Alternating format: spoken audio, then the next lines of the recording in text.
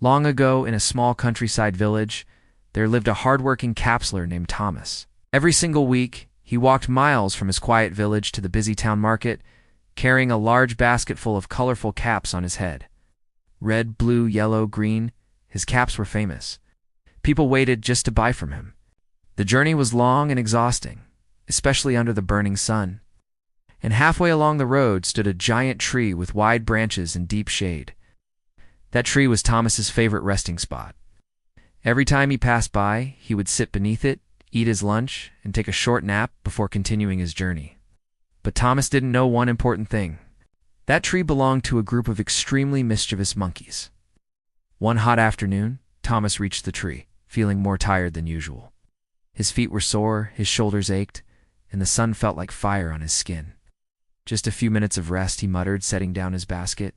He ate his bread and cheese, leaned against the tree, and slowly fell asleep. High above in the branches, a group of monkeys quietly gathered.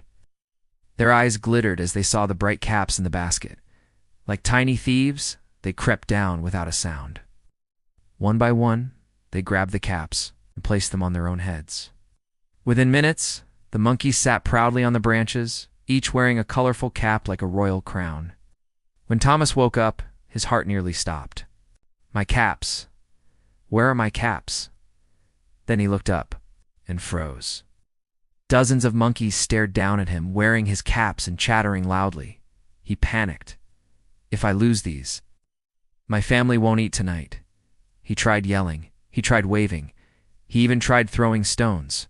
Nothing worked. Suddenly, an idea struck him. Monkeys copied everything. Without a word, Thomas took the cap off his own head, tossed it to the ground. The monkeys froze. Then one by one, they removed their caps and threw them down too. Thomas couldn't believe his eyes. In seconds, he grabbed his caps, packed his basket, and laughed with relief. Saved by my brain. He never forgot that day. Years passed. Thomas grew old, and his son David took over the business. Before David left on his first journey, his father warned him, "Son, there's a big tree along the road. Monkeys live there. If they steal your caps, do exactly what I did. Throw your cap down. They will copy you." David smiled confidently. "Don't worry, Father. I've got this." The journey went well until noon. The sun burned hot, and there it was, the same tree. David rested beneath it, ate his lunch, and fell asleep.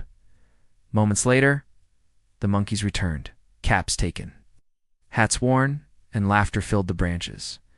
When David woke up, he jumped in shock. "My caps," just like Father said. Then he smiled. He stood up, pulled off his cap dramatically, threw it to the ground. He waited. The monkeys stared. Then one monkey jumped down, picked up the cap, looked David straight in the eye. "You really think we're still living in your father's time?"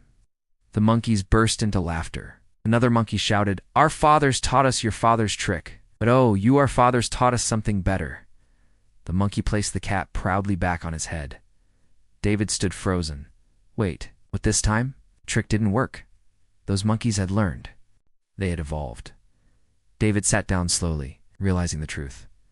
The world had changed, and so had the monkeys. Moral of the story: what worked yesterday may fail today. Experience is priceless. Advice is powerful. But blind tradition is dangerous. The world evolves. Technology changes.